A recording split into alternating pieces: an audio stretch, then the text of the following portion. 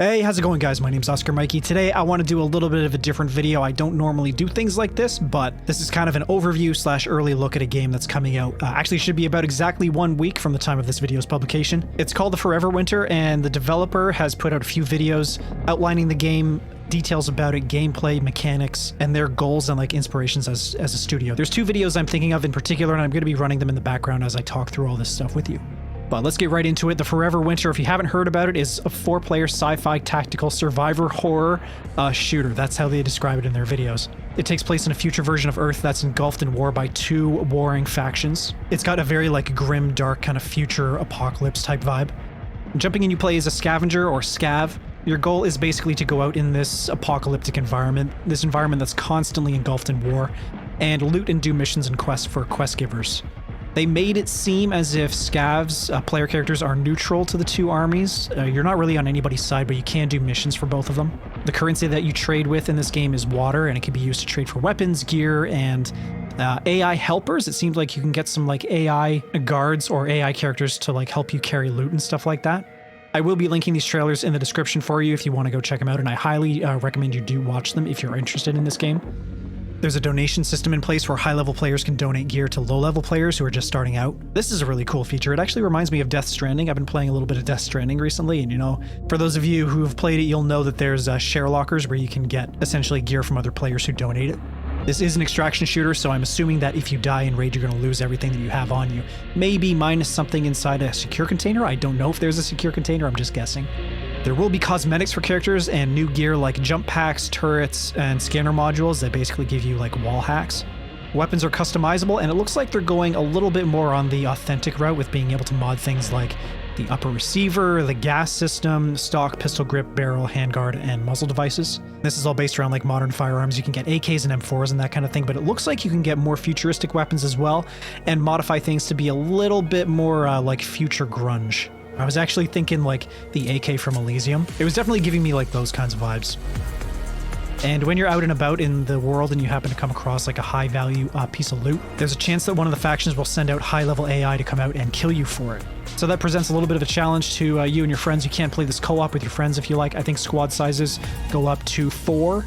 And that's a really quick overview of everything in the gameplay overview trailer. Again, that's going to be linked in the description. I highly recommend you check it out. The next video is kind of like a talking head video where a rep from Fundog Studios, I actually don't know who it is. It might be like the CEO or something. But they do a little bit of a voiceover over top of like an in-game character to announce the early access date of the game and address the player base about what kind of game Forever Winter is going to be, and basically outlining their intentions and goals with the game. And it seems like he's being brutally honest and pretty authentic with everything he says in this video. They also announced the price in this video. It's going to be $27 US, 27 USD.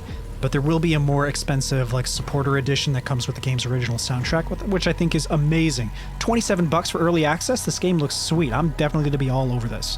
They're adamant that there is going to be no pay-to-win solutions in the game. You can only get performance slash gameplay related items by playing the game, like progressing and actually playing the game. There's also going to be no extra hidden fees for new content like maps, guns, quests, and characters.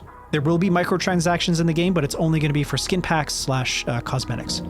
There's a frame in the trailer where it looks like a map selection window, and it seems like there's going to be at least 9 maps in total in the game. I'm not sure how many of these are going to be available at launch, but it looks like 9 for now in total. They have plans to make a work-in-progress map available for the player base to get in there and give them feedback on it before they put it out fully. And they're also going to have an exclusive channel open in their Discord for buyers of the game where everybody can go in and vote on what post-release content they want to see added to the game first. This could be anything from like maps to new characters. In terms of like backend support, they're going to have peer-to-peer hosting for this game. They're hoping this is going to alleviate strain on servers and prevent players from getting caught in like an infinite queuing bug or not being able to play the game because of flooded servers after like a content update. This is a really powerful feature for the game. I'm so glad that they implemented this. You can just play with your friends on peer-to-peer. You can totally bypass the servers. And they say you can play it solo too if you want.